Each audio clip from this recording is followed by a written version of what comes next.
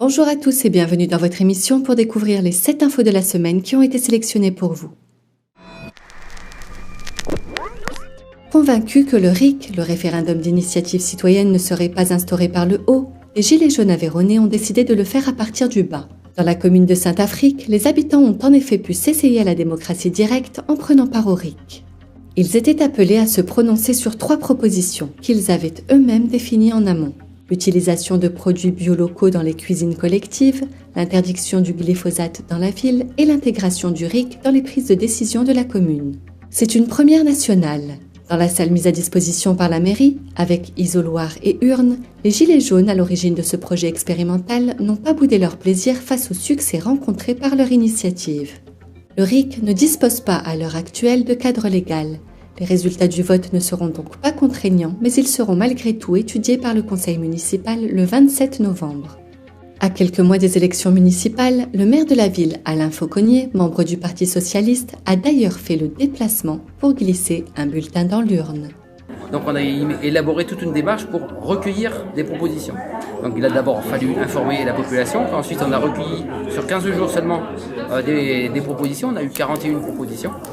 Et puis ensuite on a demandé aux personnes de soutenir des propositions qui les intéressaient. À partir de là, on a sélectionné les 3 les plus soutenus. Si le RIC était dans la Constitution, il s'imposerait à la municipalité. Mais il n'y est pas, donc on a demandé au maire de s'engager à présenter au conseil municipal des référendums pour lesquels il y aurait eu un oui au prochain conseil municipal qui a lieu mercredi. Donc mercredi, on va porter le résultat du référendum au conseil municipal. Évidemment, le conseil municipal va être souverain puisqu'on n'est pas dans la Constitution. C'est la petite concession qu'on a fait au RIC, puisque le RIC normalement s'impose aux élus. Petit à petit, ça peut rentrer dans des habitudes. Et à partir de là, peut-être un jour ou l'autre, on aura un candidat crédible à une élection qui portera ce RIC et qui peut-être arrivera à le mettre en place. Alors que de nombreux corps de métier se préparent à la journée du 5 décembre, alors que la colère sociale risque de perdurer, alors que les Gilets jaunes restent mobilisés tous les samedis, le ministère de l'Intérieur commande plus de 1200 lanceurs de balles de défense LBD 40. Le ministère de l'Intérieur va dépenser 2 365 800 € pour réassortir son stock de lanceurs de balles monocoups et multicoups qui viendront équiper la police et la gendarmerie. Le marché a été attribué à 2 entreprises françaises durant le salon de l'armement Millipol à Villepinte les 19 et 20 novembre, mais l'information n'a été publiée que le 27 novembre. Pour mémoire, le Conseil de l'Europe, le Défenseur des droits et le Haut Commissariat aux droits de l'homme de l'ONU ont tour à tour alerté sur les mésusages constatés au cours des manifestations des Gilets jaunes. Il est important de rappeler que 24 personnes ont perdu un œil suite à des tirs de LBD 40 au cours de cette année de crise sociale. Et vous pensez quoi de cette arme, le LBD, là ? À moi, concrètement, il faut l'interdire. Il faut vraiment interdire cette arme-là. Parce que ça blesse les gens, ça mutile. Il faut l'arrêter, cette arme-là. Donc, vu l'impact quand même que ça pour moi, ça peut tuer. Ça peut être létal. On voit bien, il y en a qui perdent des yeux, il y a des joues qui ont été arrachées. Moi, j'ai eu 5 dents cassées, fracture de la mâchoire. Quand ça sort du canon, c'est 300 km/h. Il faudrait l'interdire. Alors, il y a une vidéo. Il est loin d'être un cas isolé. Ce documentariste a entrepris de recenser toutes les victimes de tirs de LBD 40 ces dernières semaines. Très vite, son compte Twitter où sont envoyés les signalements a commencé à ressembler au palais des horreurs. Je me retrouve effectivement à enregistrer, à consigner. J'ai des tonnes et des tonnes d'emails de colère, de désarroi, de désemparement, d'indignation, d'effroi, de sidération devant à la fois ce qui est fait et comment c'est fait et par qui c'est fait. C'est-à-dire que tout d'un coup, c'est un monde qui s'écroule pour ces gens-là. Sébastien, il vient manifester. Il vient pas pour avoir des séquelles à vie. Le Parti travailliste a promis de suspendre les ventes d'armes à Israël s'il remporte les élections générales au Royaume-Uni le mois prochain. Cet engagement figurait dans une section sur les droits de l'homme dans le manifeste électoral du parti publié jeudi 21 novembre. Les travaillistes vont suspendre immédiatement la vente d'armes à l'Arabie saoudite utilisée au Yémen et en Israël sur des civils palestiniens, ce qui constitue une violation des droits humains, indique le manifeste. Le parti a également promis de reconnaître immédiatement un État palestinien s'il formait un gouvernement après le vote du 12 décembre. Le Parti travailliste se déclare favorable à une solution à 2 États. La politique que nous poursuivons, c'est celle de la justice, de l'égalité, des droits de l'homme, de la paix dans le monde. Et puis c'est aussi la politique du respect que nous devons à nos semblables. Nous sommes très honorés de retrouver à nouveau notre cher ami, président historique de la Bolivie, Evo Morales Ayma. Evo, bienvenue et merci d'avoir accepté notre invitation. Russia Today France nous propose une interview du président bolivarien légitime Evo Morales, écarté du pouvoir et exilé après avoir été victime d'un coup d'État.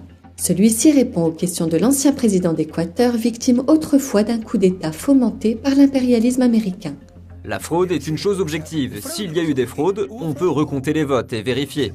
Pourquoi ne pas former une mission, une commission internationale d'experts avec la participation du Vatican, des Nations Unies, d'institutions à la réputation irréprochable qui vérifieraient s'il y a eu, oui ou non, de la fraude aux élections boliviennes.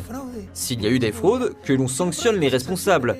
Dans le cas contraire, tu es l'actuel président élu de la Bolivie et Almagro est une canaille. J'espère que l'Organisation des États américains finira dans les poubelles de l'histoire et que l'Amérique latine commencera à prendre ses propres décisions. Nous ne pouvons plus nous soumettre à ce ministère des colonies. D'après eux, le coup d'État en Bolivie est du fait de l'Organisation des États américains télécommandée par Washington. Selon les 2 anciens présidents sud-américains, ce qui attise la convoitise en Bolivie, c'est la présence de lithium dans son sol. Écoutons-les s'exprimer sur le sujet. Crois-tu que le lithium ait joué un grand rôle dans ce problème ? J'en suis absolument persuadé. Il existe des hypothèses. Parce qu'un groupe de responsables locaux de Potosi a rejeté notre plan du lithium. Il était prévu pour 2025. On devait créer 41 usines, dont 14 consacrées exclusivement à l'industrie du lithium. Et c'est précisément à ce moment-là que cette attaque intervient. Mais venait-elle de l'intérieur, dans l'intérêt des élites nationales ou de l'étranger, dans un intérêt stratégique ? Parce qu'une grande partie de l'avenir dépend du lithium. Voitures électriques, batteries longue durée, et l'une des plus grandes réserves se trouve précisément en Bolivie. Mais avec frère Alvaro, nous avons proposé que lorsque nous achèverions le processus d'industrialisation du lithium, la Bolivie soit en mesure de définir les prix du lithium au niveau mondial. Le gisement d'Uyuni fait 10 000 km². Tu crois donc que c'est un facteur décisif dans ce qui s'est passé ? Absolument, et Coipasa, dans le département d'Oruro, ainsi que d'autres gisements comme Pastos Grandes, au total 16 000 km² de lithium de matières premières. Après, j'ai réalisé que certains pays industrialisés ne voulaient pas de concurrence. Je veux que vous sachiez que des sources internationales viennent de nous informer que les États-Unis ne veulent pas que je retourne en Bolivie. Après tout ce qui s'est passé, est-il possible de modifier la situation en Bolivie ? Est-il possible de changer l'Amérique latine pour y apporter la démocratie et la paix ? Notre expérience, mon expérience personnelle, est qu'avec un peuple uni, on peut tout changer. Mais dans le monde moderne, vous devez faire face aux médias. Le pire ennemi des personnes humbles, ce sont les médias. Et les instruments de domination, comme les médias, sont du côté des groupes qui détiennent le pouvoir politique et économique, surtout le pouvoir économique. Ils s'unissent, ils se financent. Dans une lettre ouverte publiée ce 25 novembre, plus de 60 médecins en provenance de différents pays, mais en majorité britanniques, ont attesté leurs profondes inquiétudes sur l'état de santé du fondateur de Wikileaks. Actuellement détenu dans la prison de haute sécurité de Belmarsh, dans le sud de Londres, le lanceur d'alerte a vécu reclus dans une pièce exiguë au sein de l'ambassade de l'Équateur à Londres du 19 juin 2012 au 11 avril 2019. La missive, écrite par les professionnels du corps médical et qui a été adressée à la ministre britannique de l'Intérieur, Priti Patel, débute de cette manière. « Julian Assange, désormais en danger, nous écrivons cette lettre ouverte en tant que médecin pour exprimer notre grave préoccupation sur l'état de santé physique et mentale de Julian Assange.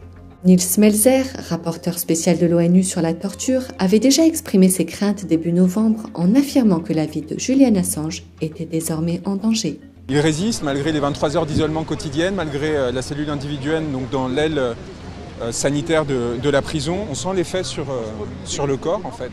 On sent l'effet aussi sur la psyché et on sent aussi la résistance absolue à l'effondrement qu'on essaye de provoquer en lui, notamment par le mépris avec lequel il est traité. Samedi 23 novembre, le site Wikileaks a publié un courriel daté du 22 juin 2018 qu'un membre de la mission de l'OIAC, l'Organisation pour l'interdiction des armes chimiques, envoyé à Douma, avait adressé à son supérieur. Le mail portait sur une réécriture du rapport de la mission sur l'attaque chimique présumée du 7 avril 2018 dans la ville syrienne qui avait servi de prétexte pour les frappes occidentales contre la Syrie. L'auteur de ce courriel, qui faisait partie de la mission envoyée en Syrie pour faire la lumière sur l'attaque présumée, affirme avoir trouvé des reformulations trompeuses et des omissions sélectives dans la version corrigée du rapport de la mission d'enquête qui a été publié officiellement le 1er mars 2019. L'auteur du courriel, identifié par Wikileaks comme un expert de l'OIAC, signale qu'un parti pris involontaire a été introduit dans le rapport, mettant à mal sa crédibilité. Dans d'autres cas, certains faits cruciaux qui ont été maintenus dans la version corrigée se sont transformés en quelque chose d'assez différent de ce qui a été rédigé dans l'ébauche. Comme on vient d'apprendre par Wikileaks, ce qui d'autres ont aussi présenté, le rapport a été manipulé. Alors, ça c'est un scandale. Si la personne qui devrait assurer la crédibilité de cette étude, si eux-mêmes, ils vont manipuler, alors il n'y a pas de repère. Vous ne pouvez plus croire qu'est-ce qui vient de cette organisation. Il s'agit d'une organisation qui a instrumentalisé une investigation, c'est-à-dire l'investigation, c'est une farce. Et ça, c'est pas la première fois. Nous avons toute une série de ce qu'on appelle en anglais false flags. Et on a toute une série des investigations qui ont été manipulées. On l'a vu tellement de fois que les droits de l'homme et le droit international est politisé seulement pour dénoncer un ennemi. C'est ça que l'organisation s'est apprêtée à faire ça. C'est un grand scandale, c'est un scandale qui va toucher la crédibilité de tout le système. Le Pentagone vient de publier un rapport sur les technologies qui devraient être réalisables d'ici 2050. Technologies qui visent à améliorer différentes capacités de ces soldats. L'article détaille différentes avancées concernant la vue, l'ouïe, le contrôle musculaire et l'accélération de la communication entre le corps et le cerveau humain. Le premier appareil permettrait d'améliorer la vue en augmentant sa capacité de traitement de données. Il se présenterait sous la forme d'un implant, soit ajouté par-dessus la rétine, soit en remplacement d'un œil blessé directement connecté au nerf optique. Le second implant prendrait la forme d'un réseau de capteurs sous-cutanés capables d'envoyer des signaux optogénétiques stimulant directement les nerfs avec des impulsions lumineuses. Il permettrait d'améliorer les performances des soldats et leur ferait accomplir des tâches complexes. Il pourrait être utilisé pour se connecter à un exosquelette, optimisant les performances du soldat. Le rapport suggère également une amélioration de l'ouïe en remplaçant des os de l'oreille moyenne par des implants. Les soldats obtiendraient ainsi non seulement la capacité d'entendre des sons très bas, mais également une protection contre les sons trop forts. Le dernier des 4 implants concerne directement le cerveau. Il pourrait s'agir d'un système avec des électrodes placées sur la tête ou directement d'implants cérébraux qui permettraient à un opérateur de contrôler différents équipements comme des drones ou des armes.